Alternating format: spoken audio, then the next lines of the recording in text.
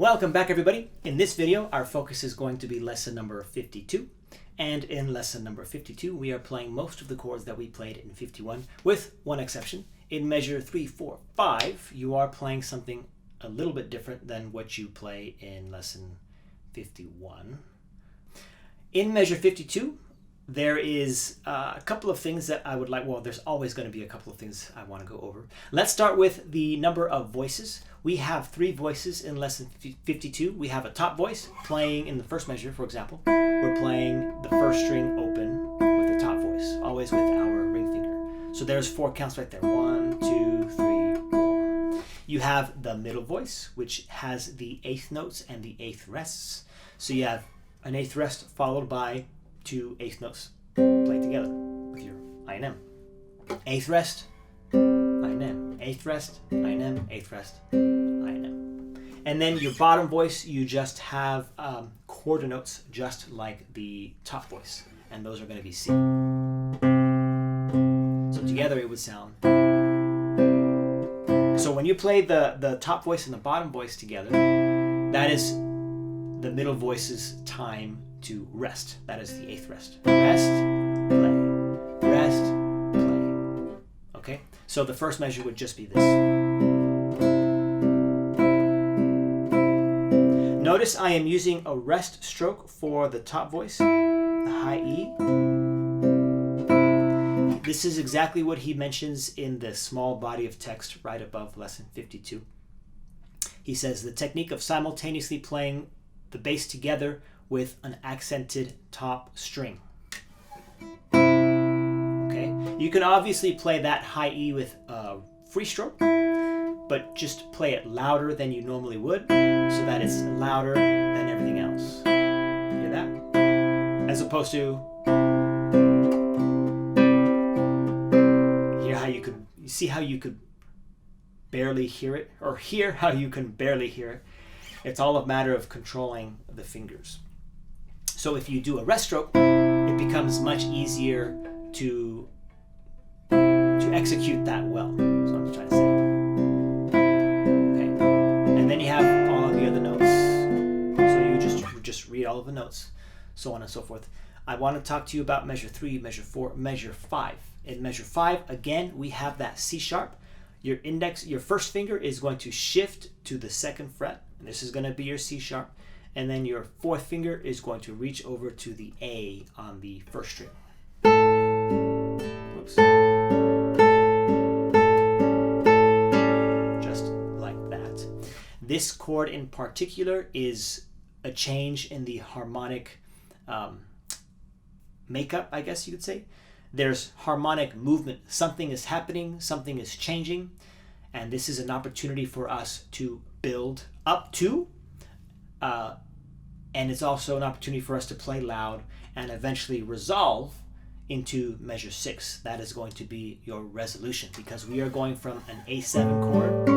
Again, I understand that you may not know the chords you're playing, but I'm going to mention it anyways, so that in the future, as you start to learn the theory, all of this stuff will kind of start to be up there. It'll start to bubble up to the surface when you're learning the theory, and it'll start to fall into place. That's kind of my hope. So again, you're playing an A7. Oops. And then you're going to a D minor. And that's the resolution. So we're going into this tense chord. D minor. We feel like we've gone home, we've arrived. And then G. Slight tension, not much, but there is tension there. It doesn't feel like it's done. It doesn't sound like it's done, right? And now we're done. You should instinctively be able to hear when you're playing a chord and it doesn't sound finished, right? And hopefully that was an example where you were able to experience that. So let's run through lesson 52. We're going to do a crescendo. We're going to execute a crescendo on measure 4, building up to measure 5. Measure 5 will be nice and loud because, again, measure 5, just like I believe in lesson 49, we have that high A, or not high A, but the A on the first string. that is the highest point of the melody. So we definitely want to prop that up. So that's going to be our loud point. So not only are we going to crescendo up to the A7 or to the A on the first string, we're going to make sure we accent it, make it the forefront, make it obvious that, hey, check this out. And then when we get to D minor, we can start to back off. All right, it's resolved. And then a little bit more tension in measure 7. And like I said, finishing off measure 8 with just an octave of C. C on the 5th string, C on the 2nd string. So on my count, practice it, come back and play with me, or just practice it, you know what it sounds like, and then practice it, play it on your own. Either way, at this point, we're starting to be able, you should be starting to be able to play these lessons without me or with just a small demonstration of a snippet of the lesson. So having said that, lesson 52. Here's your tempo. 1, 2, 3, and 4, and.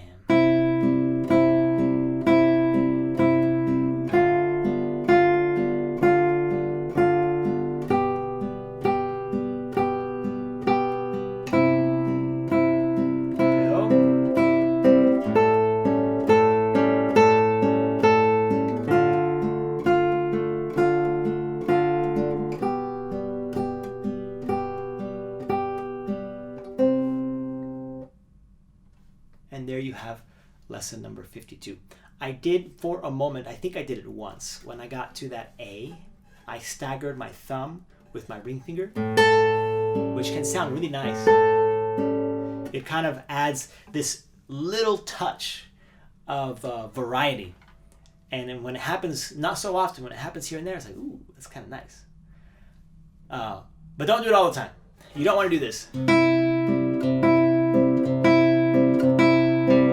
Sounds clunky, but when it's maybe at the beginning of each measure, it won't sound too bad. But even then, I would think that's too much. But definitely, if you do it only once, do it at the beginning of measure 5. Again, that'll help highlight that measure, that harmonic change, where our ears like, ooh, that sounds nice. I want more of it, right? And then we resolve in D minor. All right, that's it. I'll see all of you in lesson 55. Or no, 53. 53.